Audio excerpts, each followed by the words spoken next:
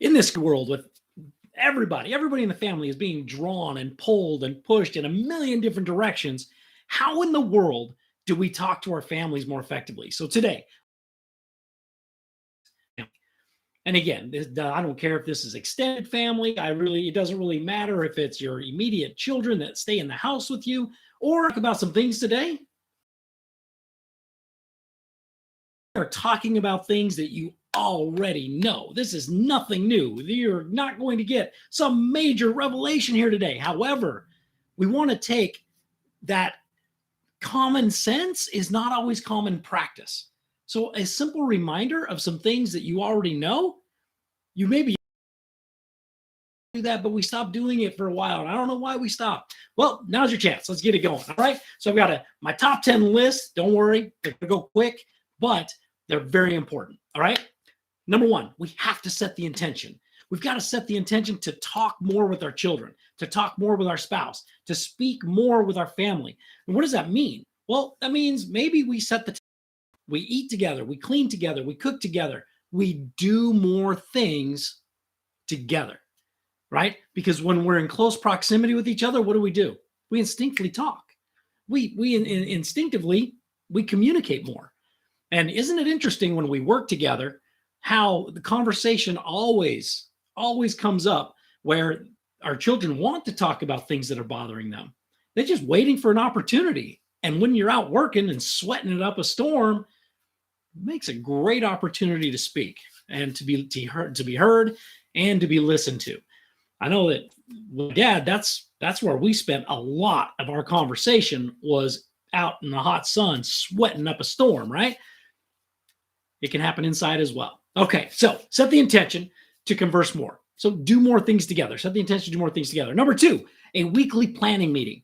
Now, why do I talk about a weekly planning meeting? Because something happens in a weekly planning. We all know where each one of the kids are going to be, so that there is no lack of communication later where there are some unfulfilled expectations because I didn't know where you were going, you didn't know where I was going, and now all of a sudden we have conflict. If it's on a calendar, there's no conflict, right? There may be a little conflict when we're putting things on the calendar as to what is the most important. Well, if we have to drop the ball, which ball are we going to drop? And there may be a little discussion about that. You're not holding a weekly planning meeting. I highly suggest it.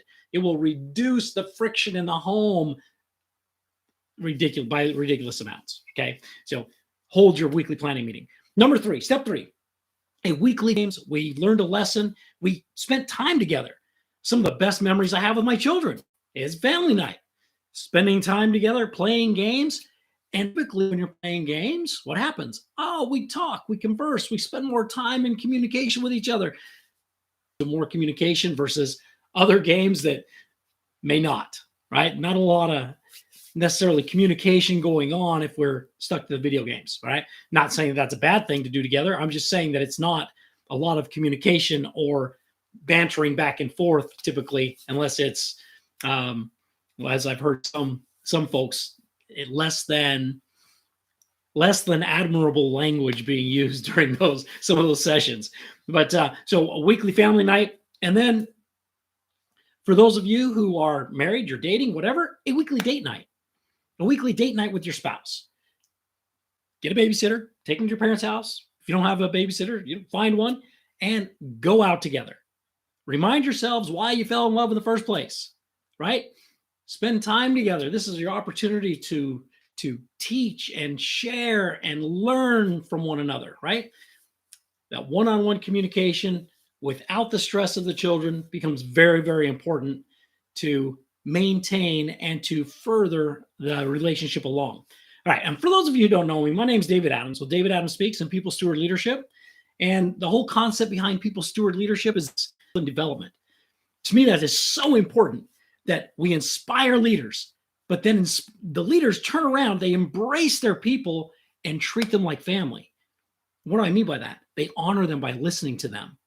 They share with them. They ask better questions, which means they get better answers, which allows them to teach, to train, to share, to coach, to do their job, to do the job they're paid to do, which is to take care of the people that take care of the customer, right?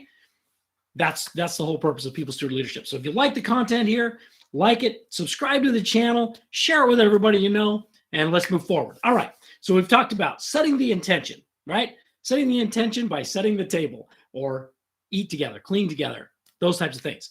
Weekly planning meeting, weekly family night, a weekly date night. Now, the next one is, what about a monthly getaway? So if we go out once a week, maybe we should take a little getaway once a month or once a quarter, where we go away for a couple of days. If it's once a month, you probably just go away for the night. But if it's a quarterly thing, you probably go away for a couple of days together as a couple, right? And then, of course, we go on vacations together. So we want to make sure that we get time away from home together, all right? Moving forward, meaningful texts. And what is this? What this means is we pick up our phone throughout the day and we send a meaning that just says, hey, I'm thinking about you, baby. It's 2, maybe you check in 3 times. If you have a lunch and 2 breaks, there's 3 check-ins that you can take, that you can make, right? Whether he's expecting it or not, whether she's expecting it or not, it's just a simple, hey, how you doing? I was thinking about you, blah, blah, blah, right? Goes a long way. Now, number 6, voice messages. Now, voice messages are really cool because what I'll do is I'll jump on my phone and I'll go into the voice memo portion. Now, if they have an iPhone like I do, then I can just hold the little button down. I can speak into my phone and send it, right? What kind of messages am I sending? I'm sending inspirational messages. Hey, I was just thinking about you. I hope you have a fantastic day with your child, right? Connect. Now, the other thing you can do, if you really want to make an impression on someone's heart and mind, you write a physical letter, right? Daughters, right? So I'll write a Valentine's letter to my daughters. And to me, I think it's a fun thing for me to do. And it's also a very emotionally connecting thing to do, right? So write a letter. Notes. Number 8 is notes. Random notes. You know, when was the last time you just put a random note in your spouse's car? Just right there. You know they're going to get up. You know they're going to work before you get up and go to work.